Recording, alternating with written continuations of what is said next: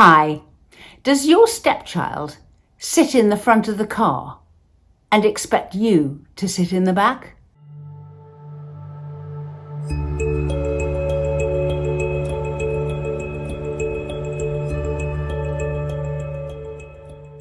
Subscribe to my channel and hit the notification bell, and I'll let you know every time I post. What do you do when your stepchild sits in the front of the car with their parent, or holds hands with them incessantly, walks everywhere together, sits down next to them? You could expect your partner to gently tell their child no, or to release their child from their handhold occasionally, but sometimes they don't, and you end up feeling second best to your stepchild. Now, the danger here is that you make a scene at the time, and if you say, "Please, can you get out of the front of the car? I'm going to sit there," the child can throw a strop or go into a sulk, or your partner can say, "Oh, just this once. Can't you let her or him?" I mean, it may go all wrong, and you end up having, as an adult, a fight with your stepchild in front of your partner, and it can go wrong because you can be then seen to be kind of like jealous of the child, and as though you can't be the adult in this. In fact, you're stropping with the child like a child. And your partner can sometimes even say, "Well, can't you be the grown-up here and just let it go? I mean, after all, it's my child. He or she wants to do whatever they're doing. Can't you just let them? What's the problem? What's the fuss?" So, the secret here is to not go head to head and create an argument at the time, would be my recommendation. You can do it if you want to, and it could go fine. You could go, "No, that's my seat," and the child moves instantly. There's no problem, and there's no hard feelings. That could happen. But my recommendation would be to hold off risking having that spat with your stepchild. Now, where does that leave you? It leaves you in an awkward and difficult position. Now, what to do about it? Number one, these kinds of things can sometimes possibly be anticipated. If it's happened before, or there's a kind of you get the feeling that the stepchild is wanting to sit in the front of the car, but didn't make it to the front of the car last time, but may make it to the front of the car this time. I mean, it's exhausting. But if you're feeling that you're getting prior warning to any of this, it's good to anticipate it.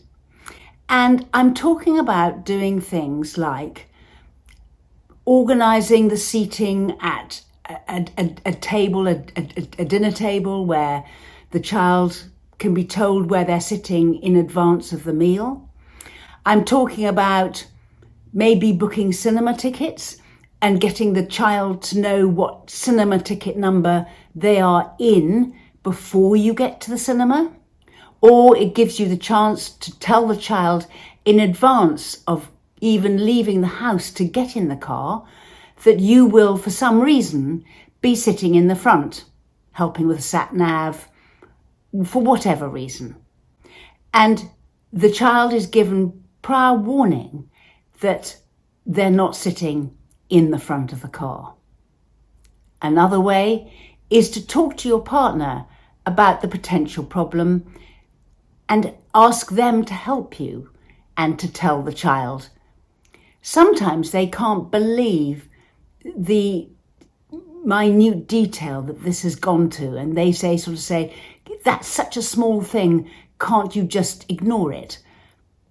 But And sometimes they do say that. And if they do, then they don't help you that much. It's worth asking and doing it like that. If the parent tells the child, the problem is solved and the situation is okay. And working in anticipation is what you do need to work on here, because you're not going to be working at the time, because I've already said, don't go into a spat with your stepchild in the moment, at the time it's happening, when they're getting into the front seat of the car or trying to get them out of the front seat of the car. Let that go if you can.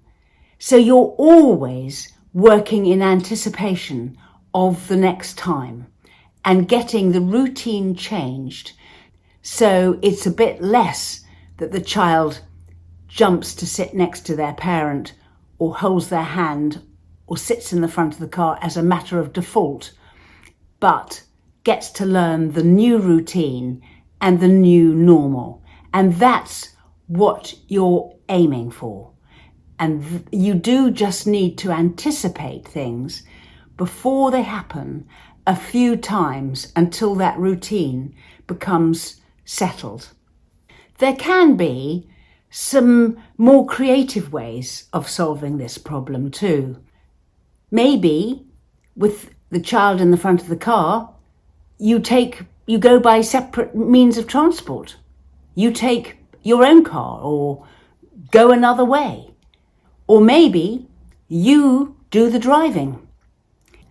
And that leaves your partner and their child sorting out who sits in the front and who sits in the back between them. Or sometimes make it your business to have something to listen to in the back of the car or to do that keeps you separated from the two in the front, and see how your partner gets on making conversation with their child the whole way. And when your partner gets bored with having his or her child listening to their earbuds all the whole journey, and you in the back listening to your earbuds the whole way, maybe they'll change their mind about who they do want as company in the front of the car. But a robust approach where you're not going to be beaten by it, you sort out issues before they arise as much as possible, and you are looking to change the routine that's been established, that means the child even thinks that they can usurp you in whatever they're doing. This often happens because a child has been left alone with their parent as a single parent for a while before you came along. And therefore, this new routine was established. And the thing that you need to do is to re-engineer that routine. We are about to produce an online workshop. We run sessions, we write booklets, and look at the description box below to links to our social media and website.